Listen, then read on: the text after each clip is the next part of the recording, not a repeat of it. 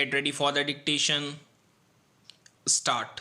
Learned counsel for the petitioner raised several issues and contended that the principles of natural justice was violated with impunity, which caused prejudice to the petitioner, and therefore the impugned orders stood vitiated.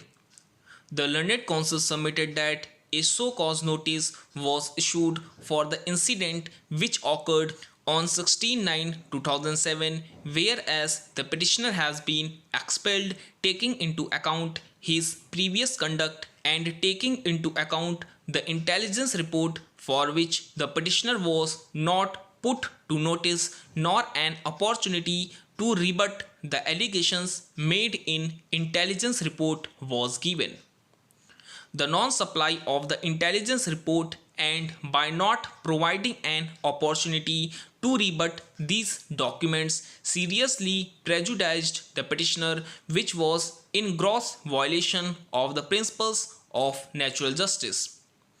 The learned counsel further submitted that the intelligence report, which was relied upon by the disciplinary committee, was not signed by any person and had been prepared subsequently, and therefore no cognizance on this report could be taken into consideration by the disciplinary committee.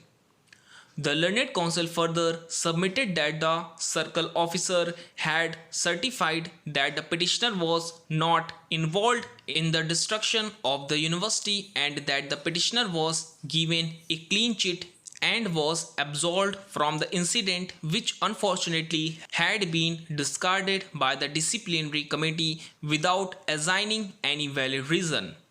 The learned counsel for the petitioner further submitted that the resolution of the executive council was also liable to be quashed as it suffered from various infirmities. The learned counsel submitted that the quorum of the executive council was incomplete and therefore the resolution of the executive council stood vitiated on account of the mandatory non-compliance of having a proper quorum for holding a meeting. Further, the Vice Chancellor not only chaired the meeting of the Executive Council but also participated in the deliberations and voted for the resolution, which action of the Vice Chancellor was totally illegal since it was his own order which was challenged in the appeal.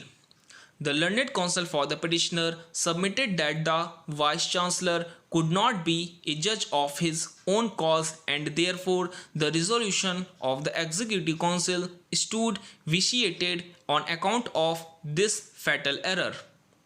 In support of his submission, the learned counsel for the petitioner placed reliance upon a decision of this court in Daya Shankar Gupta versus Aligarh Muslim University, Aligarh and others 2014 11 SCC 941.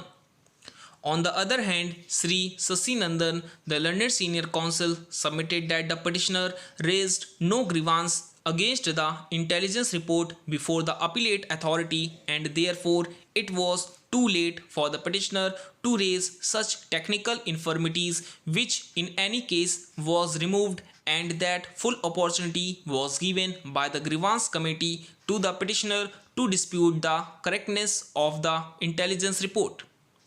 The learned counsel submitted that in spite of an opportunity being granted, the petitioner could not point out any error in the intelligence report and that most of the allegations made in the intelligence report was admitted by the petitioner. Stop.